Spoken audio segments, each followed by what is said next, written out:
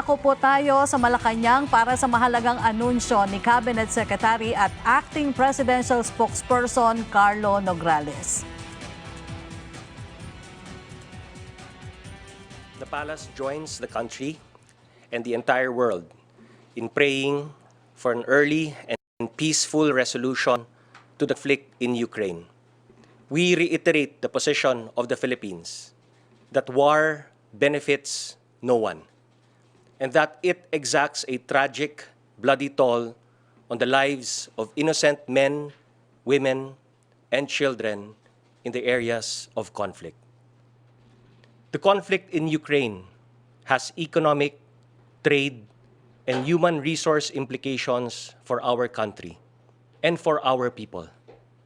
As we monitor the current situation, every Filipino has the right to know what the government is doing to prepare for any eventuality.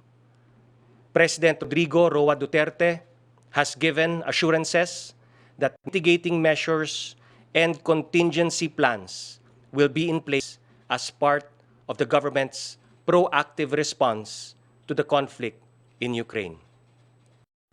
For this reason, the President convened yesterday, March 1, 2022, several members of his cabinet, along with top officials of the Armed Forces of the Philippines and the Philippine National Police, and other high-ranking officials to discuss possible scenarios should the ongoing Russia-Ukraine conflict continue and escalate.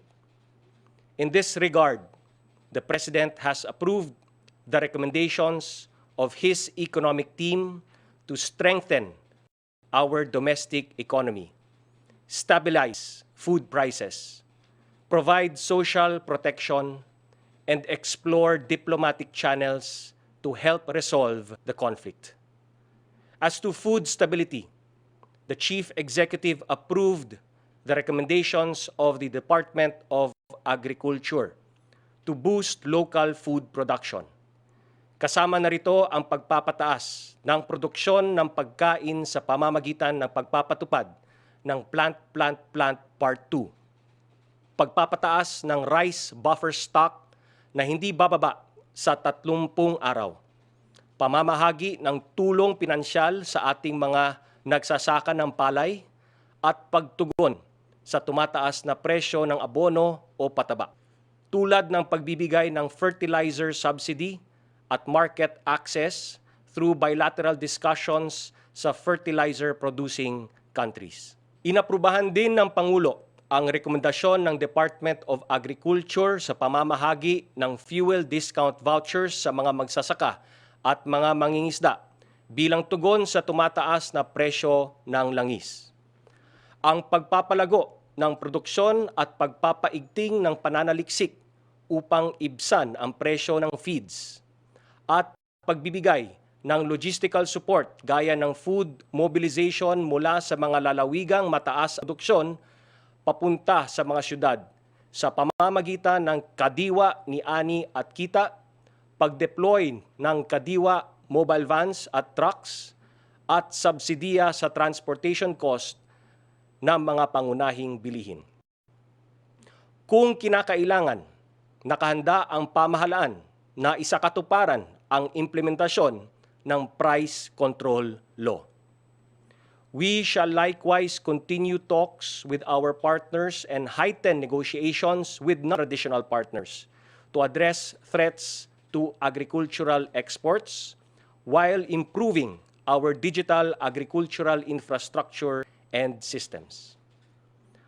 On the supply of oil, the President approved the recommendations of the Department of Energy to implement the 2.5 billion Pantawid Pasada and the 500 million fuel discount program for farmers and fisherfolk.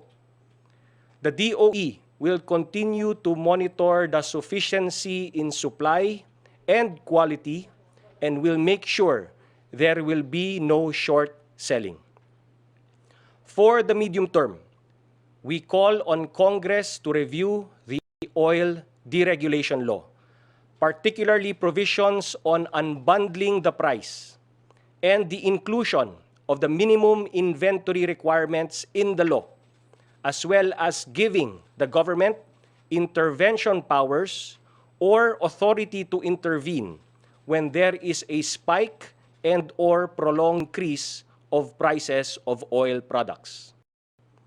Also, part of our medium-term measures are building of the strategic petroleum reserve infrastructure, ensuring minimum inventory requirements, and advocating for energy conservation and efficiency.